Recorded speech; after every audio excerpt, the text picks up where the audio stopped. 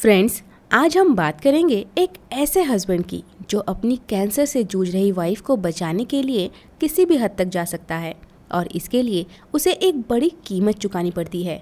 लेकिन क्या इससे वो अपनी वाइफ को दोबारा ठीक कर पाएगा?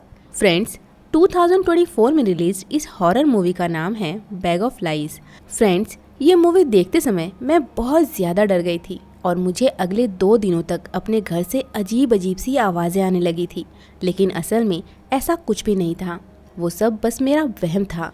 लेकिन इस मूवी का सस्पेंस आपको अंत तक बने रहने के लिए मजबूर कर देगा। तो चलिए ज़्यादा देर न करते हुए शुरू करते हैं एक्सप्लेनेशन। कहानी की शुरुआत में हम मैट नाम के एक आदमी को देखते हैं। मैट की वाइफ क्लेयर को कैंसर है, लेकिन अब उसका ट्रीटमेंट पॉसिबल नहीं है क्योंकि वो कैंसर के लास्ट स्टेज पर है। इस बात को क्लेयर अच्छे से जानती है और वो अपनी हिम्मत हार चुकी है, इसीलिए उसने अपना इलाज करवाना छोड़ दिया है। इवन उसने अपना ब्लड सैंपल देने से भी साफ इनकार कर दिया है।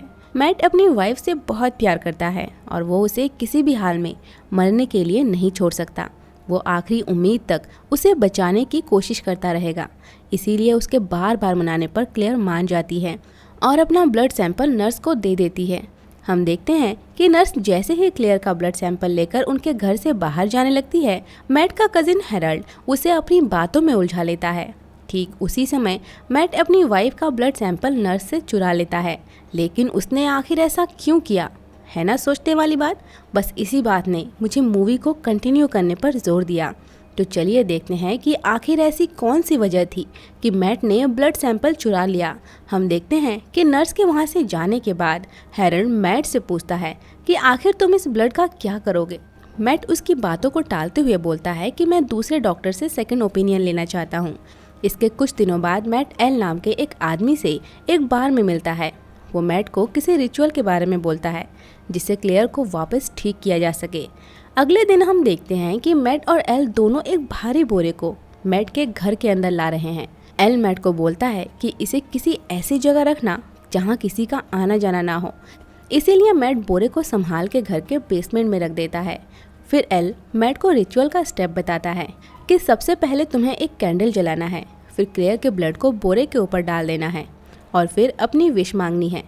याद रहे कि विश मांगने के बाद ना तुम्हें उस बोरे की ओर देखना है और ना ही उसे छूना है।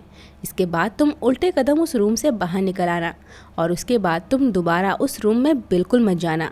बोरी अपना कमाल खुद ही दिखाएगी। एल आगे बोलता है कि इसके बारे में बाकी बातें तुम धीरे धीरे खुद ही जान जाओगे और कुछ समय तक तुम्हारे घर में अजीब अजीब सी चीज़ें हो सकती हैं। तुम्हें उन चीज़ों को बर्दाश्त करना होगा। और इसके बाद एल वहाँ से चला जाता है। आगे हम देखते हैं कि एल के मुताबिक मैट ने सबसे पहले कैंडल जलाई, फिर अपनी वाइफ का ब्लड उस बोरी पर डाल के विश मांगकर उल्टे कदम वहाँ से बाहर निकल गया।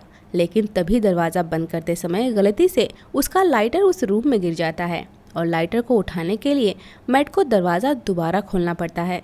इसी के साथ ही रिचुअल का सबसे पहला रूल टूट जाता है। साथ ही उसकी नज़र भी उस बोरे पर पड़ जाती है जो हिल रही थी।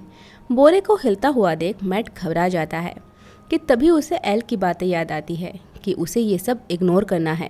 इसीलिए वो वहाँ से चला जाता है। अगले दिन हम देखते हैं कि मैट अपने कजिन हेरल्ड के साथ कुछ बातें कर रहा था कि अचानक उसे क्लेयर की चिल्लाने की आवाज़ सुनाई देती है। वो जल्दी से उठ के उसके रूम में जाता है तो देखता है कि क्लेयर तो सो रही है। ये बात बताने के लिए मैट एल को कॉल करता है, लेकिन एल तो मानो गायब ही हो गया था। वो मैट के कॉल का कोई रिस्पॉन्स नहीं देता। उसी समय मैट के पास एक अननोन नंबर से कॉल आती है और उसे बस एक हंसी सुनाई देती है, लेकिन मैट ये इग्नोर कर देता है, ये सोचते हुए कि शायद कोई उसके साथ मजाक कर रहा है।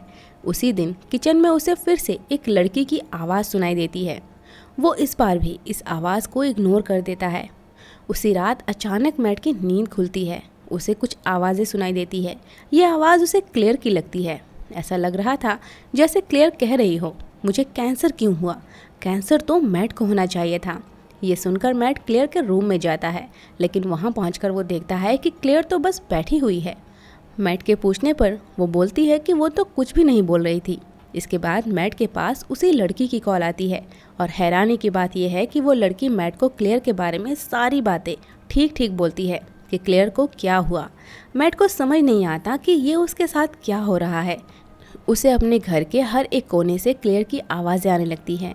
जो उसे बार बार कुछ न कुछ बोले जा रही थी। इस घटना से वो समझ चुका है कि उसके साथ ये सब आखिर क्यों हो रहा था। उसे एल की बातें याद आती है। उसने बोला था कि उसके साथ कुछ अजीब अजीब सी चीज़ें होने वाली है, इसीलिए वो अब इन बातों को इग्नोर करने लगा है। अगले दिन हैरल्ड मैट के घर आता है और दोनों वहाँ गोल्फ खेलने लगते हैं, लेकिन खेलते हुए गलती से बॉल बेसमेंट में चली जाती है जहाँ वो बोरी रखी थी। हैरल्ड जब उस बॉल को लेने के लिए वहाँ जाने लगता है तब मैट उसे रोक देता है और उसे यहाँ खेलने से मना कर देता है, ये बोल के कि इससे उसकी वाइफ को डिस्टर्ब होगा। लेकिन मैट के जाने के बाद हैरल्ड बेसमेंट के दरवाजे को खोल के देखता है कि वहाँ एक बोरी रखी हुई है।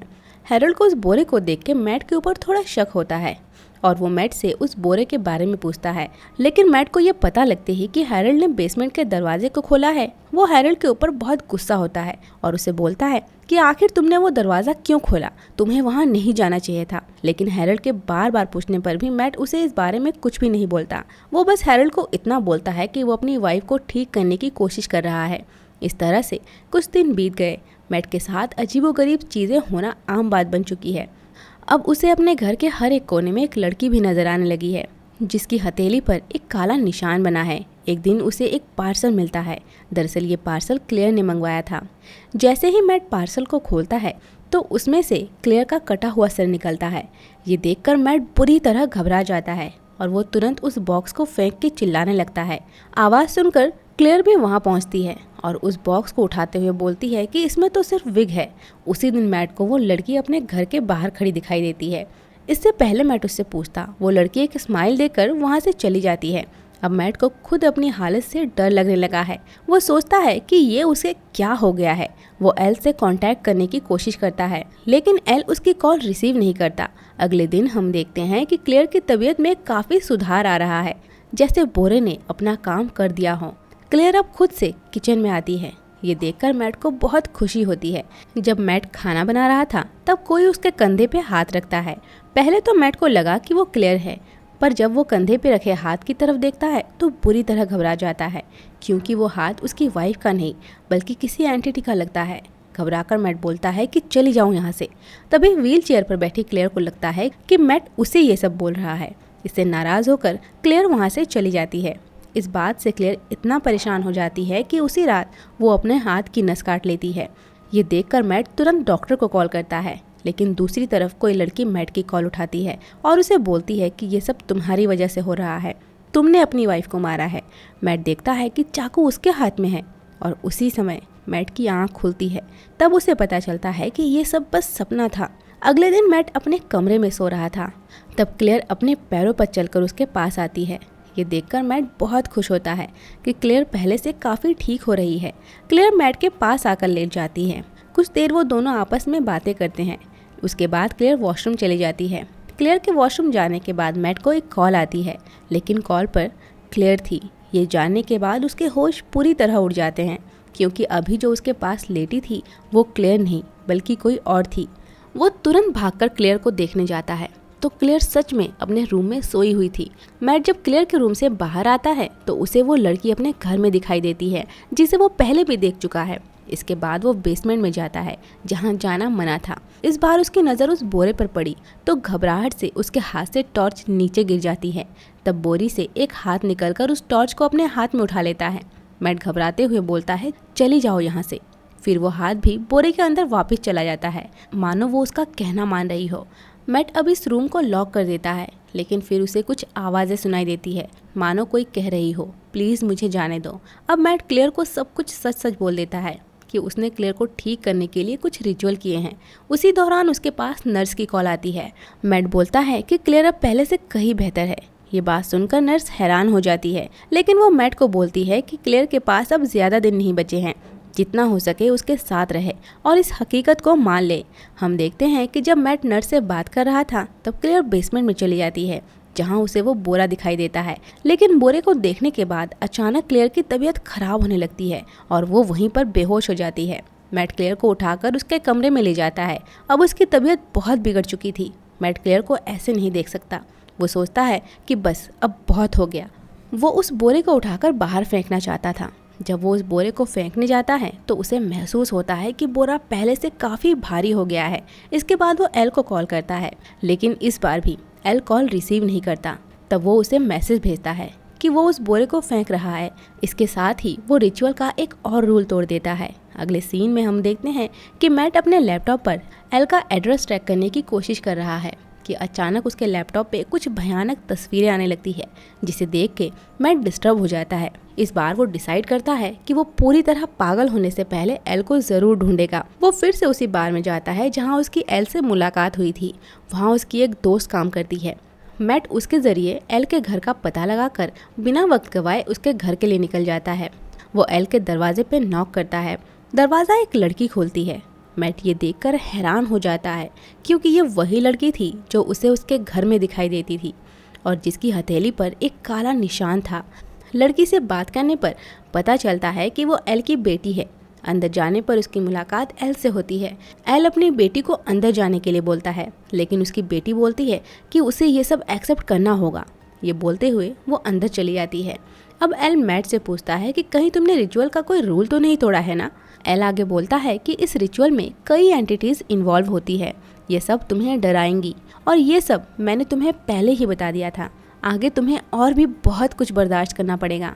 अब एल मैट को बोरे की कहानी सुनाता है कि उस बोरे में मौजूद एंटिटी किसी को ठीक नहीं करती है, बल्कि उसका एक रिप्लेसमेंट दे देता है। मैट को समझाने के लिए एल बोलता है, तुमने अभी जिसे देखा असल में वो मेरी बेटी नहीं है, वो पहले ही मर चुकी है और मेरे साथ जो रहती है वो कोई और है। अब तुम्हारे साथ भी यही होगा। ये एंटिटी आपकी विश को पूरा करने के लिए उस विश की ही कुर्बानी ले लेती है। एल भी अपनी बेटी को ठीक करना चाहता था, लेकिन उस एंटिटी ने उसकी बेटी की जान ले ली और ये रिप्लेसमेंट उसे दे दिया। मैट एल से पूछता है, फिर आपकी बेटी कहाँ है? एल उसे बेसमेंट में ले जाता है, जहाँ वो देखता है असल में एल की बेटी उल्टियाँ कर रही थी, वो भी काले रंग की। उसका मुंह बहुत ही डरावना दिख रहा था। इसके बाद मैट अपने घर चला जाता है। वो वहाँ अपने कजिन को देखता है जो बहुत देर से उसका इंतज़ार कर रहा था। मैट उसे बोलता है कि मैं क्लेयर को हॉस्पिटल लेकर जा रहा हूँ। इसके बाद जब वो क्लेयर को लेने उस रूम में जाता है तो उसे पता चलता है कि क्लेयर मर चुकी है। उसकी मौत मैट को बुरी तरह तोड़ देती है। घंटों वो वहीं पर बैठकर रोने लगता है। हैरल्ड को इसके लिए बहुत बुरा लग रहा था, लेकिन रोते रोते अचानक मैट उठ के हैरल्ड को बोलता है कि चलो मेरी मदद करो। वो हैरल्ड के साथ उस बोरी को अपने रूम में ले आता है। इसके बाद मैट क्लेयर की लाश को बोरी के अंदर भर देता है।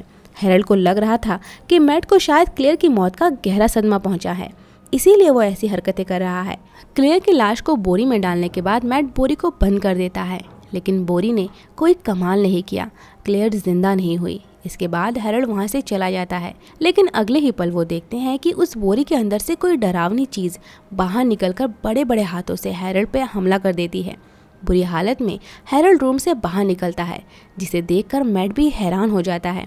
मैट के कुछ समझने से पहले ही वो एंटिटी मैट पे भी हमला कर देती है। साथ ही वो मैट के मुँह पे काली उल्टियाँ भी करती है। ठीक उसी समय मैट के घर पर नर्स क्लेयर के चेकअप के लिए आती है। हम देखते हैं कि मैट जाके दरवाज़ा खोलता है, लेकिन हैरानी की बात यह है कि मैट बिल्कुल ठीक था। मैट नर्स के साथ भी ऐसे बिहेव करता है जैसे सब कुछ ठीक है, और जैसे ही वो नर्स को लेकर अंदर आता है तब नर्स उससे क्लेयर के बारे में पूछती है। जवाब में मैट बोलता है कि वो अपने रूम में है, आप उसे वहाँ जाके मिल सकती हैं। दरअसल मैट ने जानबूझकर ही नर्स को क्लेयर के रूम में भेजा था। वो जानता था कि क्लेयर के रूम में अभी वो डरावनी चीज़ थी और नर्स के अंदर जाते ही वो एंटिटी उसे मार देती है। इसके बाद मैट जल्दी से नर्स की बॉडी को बोरे में भर देता है। दरअसल इस नर्स की कुर्बानी के बदले वो एंटिटी क्लेयर को जिंदा कर देती है। असल में उसने क्लेयर को जिंदा नहीं किया था, बस क्लेयर की बॉडी को जिंदा किया था, लेकिन उसकी बॉडी के अंदर कोई और ही था जो अब पूरी ज़िंदगी मैट के साथ ही रहने वाली थी। अब इस रिचुअल का एक हिस्सा जो मैट को अभी भी पूरा करना था, उसे अपनी विश पूरी करने के बाद ये बोरी किसी और को देना था, बिल्कुल वैसे ही जैसे एल ने उसे दी थी। इसके लिए वो बाहर अपनी एक दोस्त से मिलता है। उसकी मॉम बहुत ज़्यादा बीमार थी।